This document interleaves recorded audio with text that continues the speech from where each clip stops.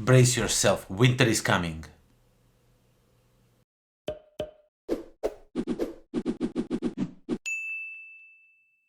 What's up everybody, welcome to the Life of a Board Gamer. My name is Daniel and no, we are not reviewing nothing from Game of Thrones. We are actually reviewing a game called Creature Comforts. It is a game where you are playing little creatures and you are preparing your home for the harsh winter by building all kinds of different things in there, stocking with all kinds of different resources, books, bicycles, whatever makes you go through the winter and try to score as many points as you can. So yeah, let's get down to the table. But before we do that, before I show you what's inside this box, I wanted to notice that a lot of you that are watching these videos of mine are not subscribed, and I'm not sure why is it that. Just check out these numbers.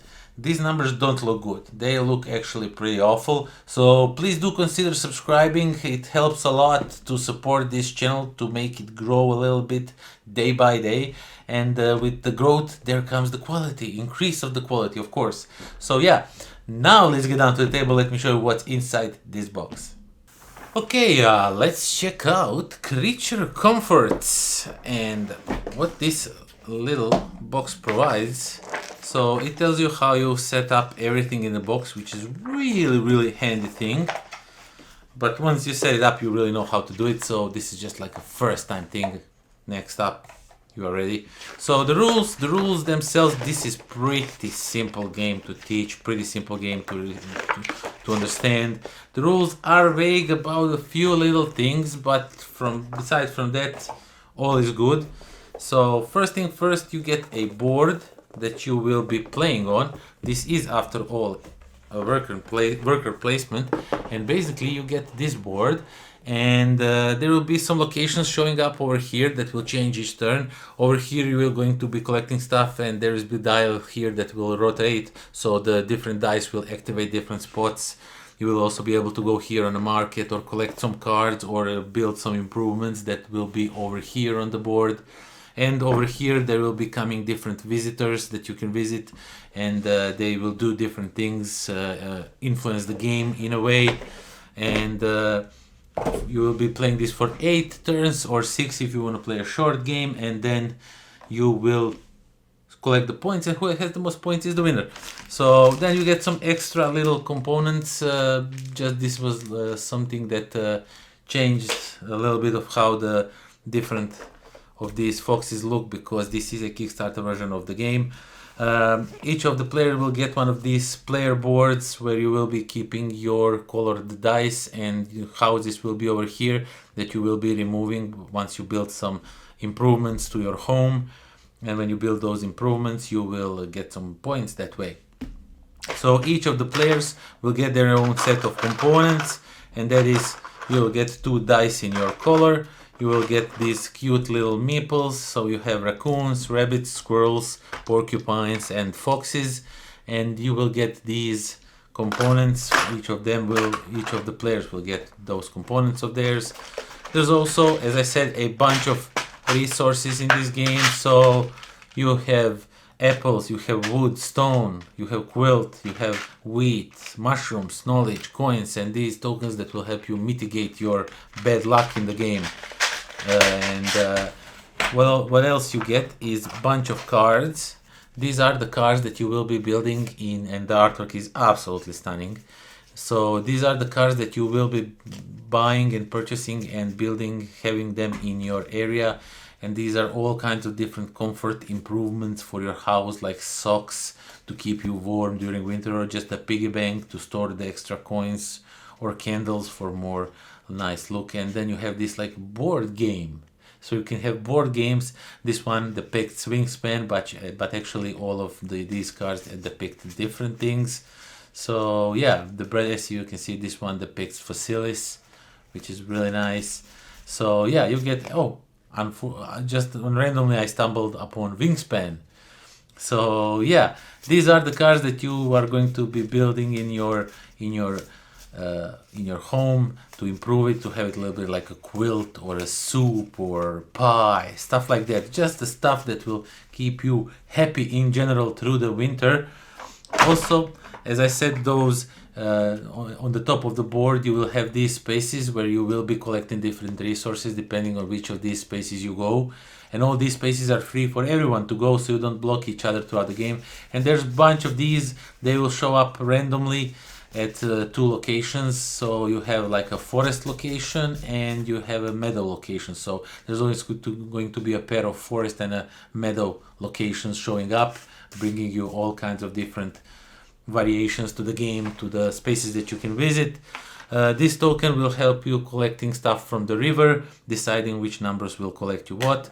You also get these 4 dice that each player will use together, and then you have your 2 dice that are only for you. You have these, so they help you out with if you get like a gazillion of some tokens, then you have these things to track, like times 5, times 10, times 3, times 5, I apologize.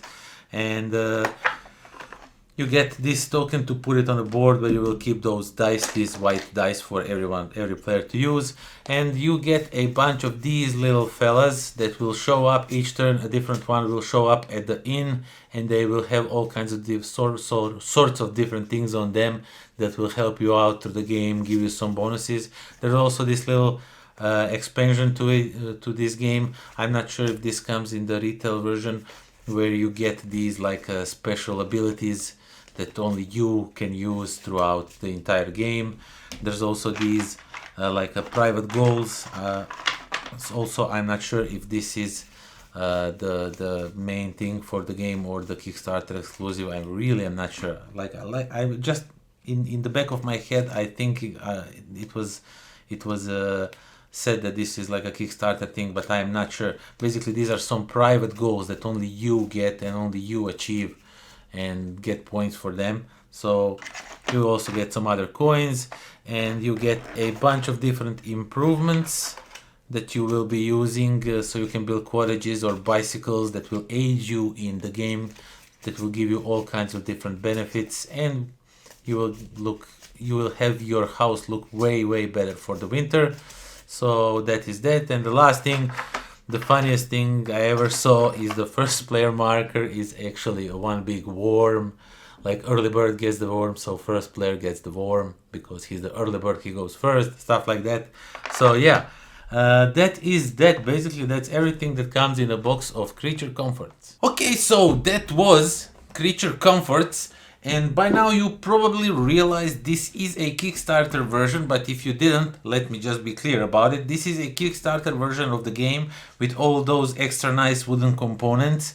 In the retail version, those components will probably be like the normal cardboard chits, but not these wooden components. So I think that's the main difference. There is no like something exclusive in here. Maybe those 2 small like add-ons to expansions that you can insert in the game if you want to, or you don't, it's up to you. But besides that, I think that's pretty much it. The game still plays really much the same. Those little 2 expansions are really not like brain changing thing, I don't know. They're really nice add-on, but you can have so much fun without them. That being said, this game is a tons of fun. Not so much fun, tons of fun.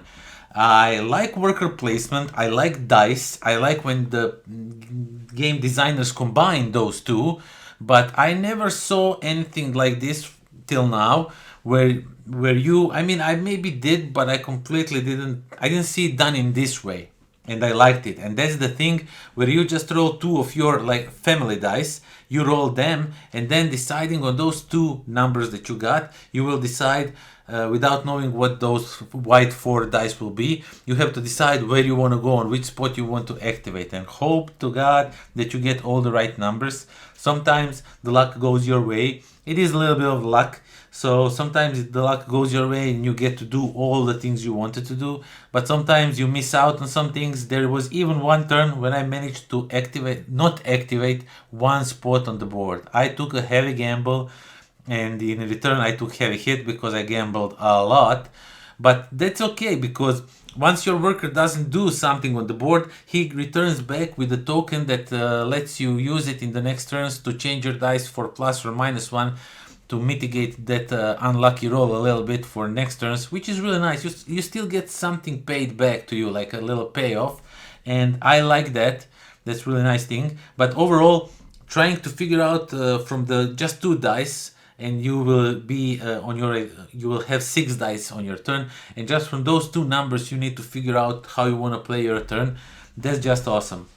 The game confused me a little bit by saying it's 45 minutes. 45 minutes maybe per player, because there are lots of decisions here. If some AP players might have problem with it.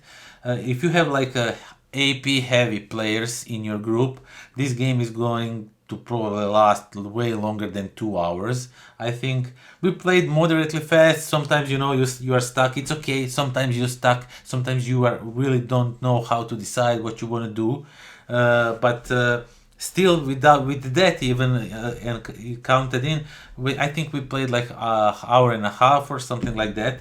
So I would say that this is probably a 45 per player. I'm not sure. It doesn't say, so have that in mind. This is not 45-minute game. It may be easy if you are playing solo.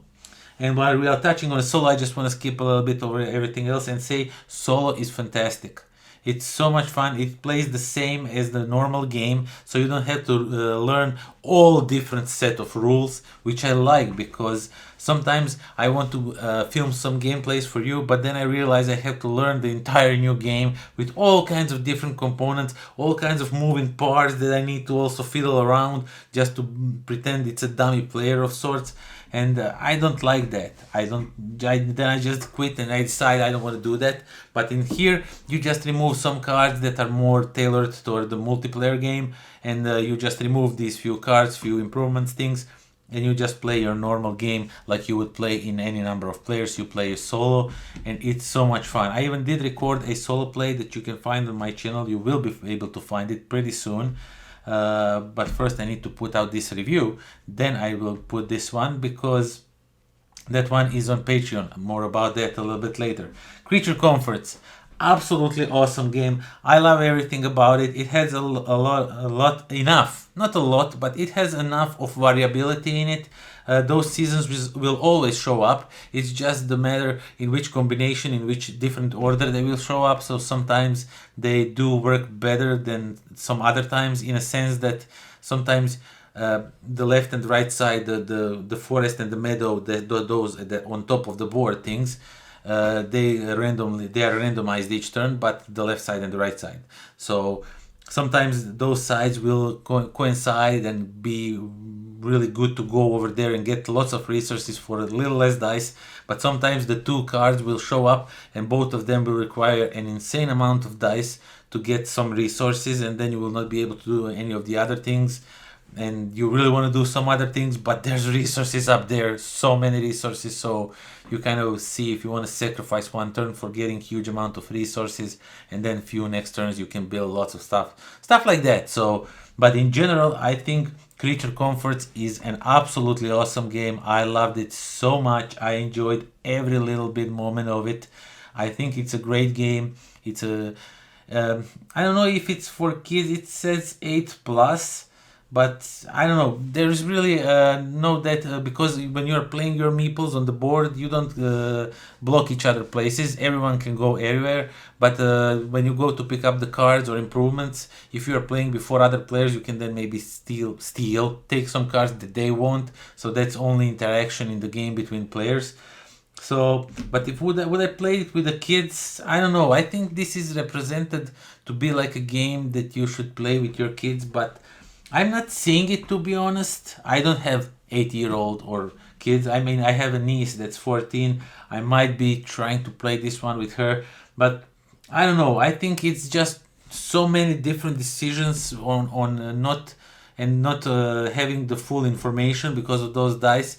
The kids might feel they messed up and then be bummed out about it. You know how kids are when they get bummed out because they didn't do well something, they didn't play something well, they didn't want to play anymore, stuff like that. I remember when we were little kids, we were playing the Risk, and one guy did really bad. He was just like, I don't know if he was 9 or 10 at that time, and he just stood up from the table. I don't want to play anymore, and just left because he was not doing good. So I'm not sure, because of that you want to play this with the kids. I think this is kids game that's more for the adult audience, the audience that can handle a little bit of miscalculation, that can handle if they did a bad turn. It happens. It happens. So that's all I have to say about it. It's a great game. If you want to play it with the kids, I think you can. I absolutely think you can. It's not hard to teach them. It's just you know your kid best, so you know if he's going to be or she is going to be angry if for some reason they didn't do well and they just want, I don't want to play anymore, stuff like that. But yeah, otherwise it's a great family game with very little interaction, very little betting going on between players. So I loved it. I enjoyed every little bit of it, and I want to play it even more now. When I played it solo, and I'm just like, oh, I want to play it solo again. Yes, let's do it again. So yeah, that is that. That was Creature Comforts. Great game. Do check it out. But before you shut down this video, you maybe already did it. But if you, in case you didn't, do check out my Patreon, because over there you can see gameplay videos for games like this and other games way sooner in advance than on the channel. I do release them on the channel at one point, but that's a little bit like a reward for the support for my channel, because everything I earned there on a Patreon I just pour back into this channel. I moved into this studio in my parents' house.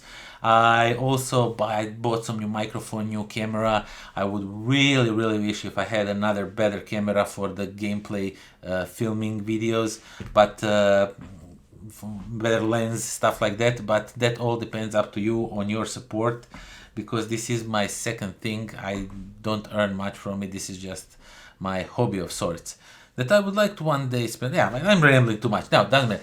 Please do consider supporting me on Patreon, because you can help out a lot for this channel to grow, and you can even decide on some videos that you want to see, stuff like that. But in general, that is that. Thank you all for watching, thank you for subscribing, and do join me next time when we are going to pimp out these things of mine, like in the Creature Comforts, they pimp out their home. We're gonna pimp up this studio.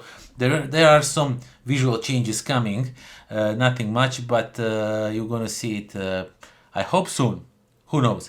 And yeah, until then, pozdrav. And no, we are not reviewing any Lord of the Rings. Oh my god. Game of Thrones. Brace yourself. Winter is coming. Brace yourself. Winter is coming. Winter.